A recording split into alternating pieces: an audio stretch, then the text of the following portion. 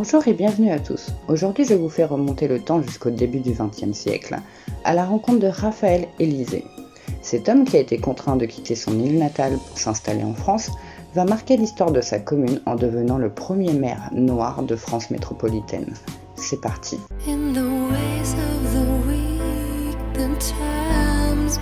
Raphaël Élysée naît le 4 février 1891 au Lamentin en Martinique. Il est issu d'une lignée d'anciens esclaves qui ont réussi. Son arrière-grand-mère, paternelle, Élise, esclave de naissance, est affranchie en 1832 à l'âge de 33 ans avec son fils. Elle exerce le métier de lessivière et donnera son nom à la famille par la suite, Élise devenant Élysée. Son grand-père paternel, Gustave, est affranchi à l'âge de 9 ans. Il était déclaré comme mulâtre, donc au teint clair, et sûrement d'un père blanc mais inconnu. Il est charpentier de marine et conseiller municipal. Du côté de sa mère, on trouve dans sa généalogie des esclaves, mais aussi des blancs créoles. Le seul personnage notable est Pierre Timothée Le Camus, procureur de la Martinique, mais aussi esclavagiste notoire. Son père Augustin est fonctionnaire des impôts et franc-maçon de haut rang. Avec son épouse Jeanne, ils donneront naissance à 8 enfants, dont Raphaël. Les parents de Raphaël le poussent à suivre des études et leur inculquent les valeurs républicaines qui sont primordiales à leurs yeux. Raphaël débarque en France métropolitaine en 1902, âgé de tout juste 11 ans, suite à l'éruption de la montagne Pelée, qui détruit une grande partie de la Martinique et qui causera la mort de 30 000 personnes. Son père réussit à faire évacuer toute la famille vers Fort-de-France et Le Diamant, juste avant l'explosion. En tant que fonctionnaire, il est muté à Paris dans le cadre d'un plan d'aide aux sinistrés. Raphaël suit des cours au lycée Montaigne, puis à celui de Saint-Louis, et enfin au lycée Buffon, avant d'intégrer en 1910 l'école vétérinaire de Lyon, d'où il ressort major de sa promotion. Il obtient son diplôme en juillet 1914. Un mois plus tard, la Première Guerre mondiale est déclarée. Il est alors affecté au 36e régiment d'infanterie coloniale.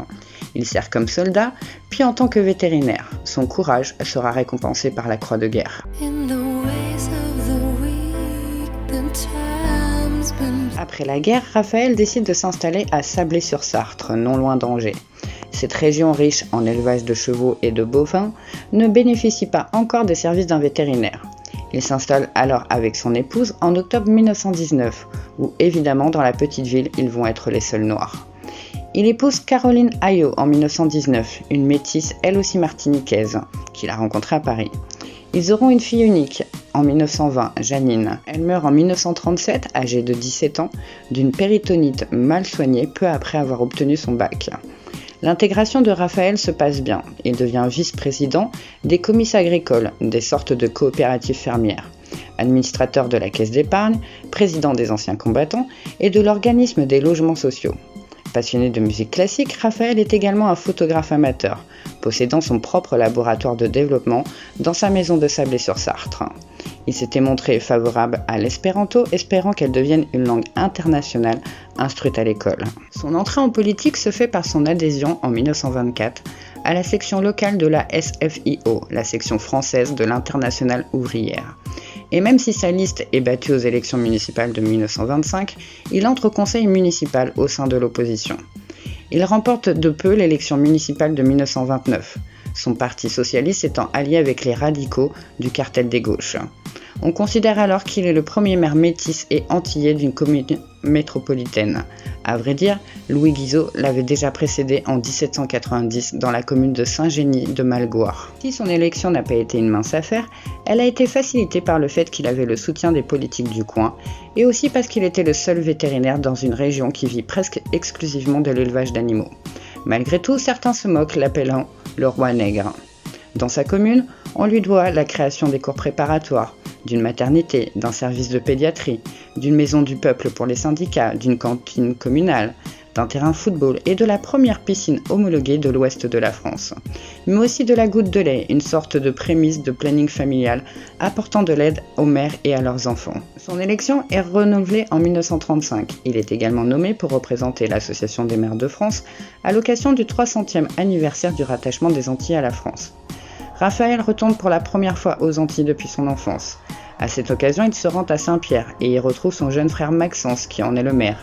Il prononce alors un discours prônant l'assimilationnisme égalitaire, c'est-à-dire imposer une culture aux minorités pour ne plus faire transparaître les particularités culturelles. C'était une idée répandue chez les notables antillais de cette époque.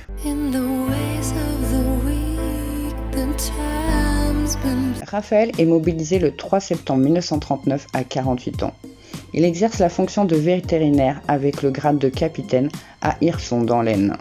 Démobilisé, l'année suivante, il rentre à Sablé-sur-Sarthe, situé maintenant en zone occupée par les Allemands, où il compte bien reprendre ses fonctions de maire. Mais l'administration militaire allemande n'est pas du même avis. Pour eux, il est inconcevable qu'un noir puisse exercer la charge de maire. Il est donc destitué de son titre par le préfet de la Sarthe en mars 1941.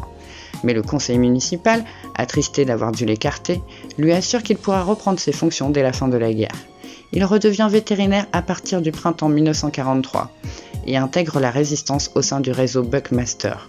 Il rapporte les informations qu'il entend à la Kommandantur, le commandement militaire allemand. Il y exerce ses fonctions de vétérinaire aidé par le fait qu'il parle allemand et qu'il a un permis de circuler. Il est arrêté en septembre 1943 suite à une dénonciation et le réseau Buckmaster est démantelé. Il passe quelques mois à la prison d'Angers avant d'être transféré au camp de Royaleux près de Compiègne. Le 17 janvier 1944, il est déporté au camp de Buchenwald en Allemagne dans un convoi transportant plus de 2000 hommes. Blessé lors d'un bombardement allié de l'usine d'armement allemande de la Gosloff Weimar, dans laquelle il était forcé de travailler, il meurt le soir même au camp de Buchenwald. Le bombardement avait pour but d'aider les prisonniers du camp à s'échapper. Sa femme meurt l'année suivante d'une crise cardiaque. Voilà, merci à vous d'avoir regardé cette vidéo en ma compagnie et d'avoir suivi l'histoire de cet homme considéré comme le premier maire noir de France, qui n'a jamais renié ses idéaux politiques, même sous l'oppression allemande.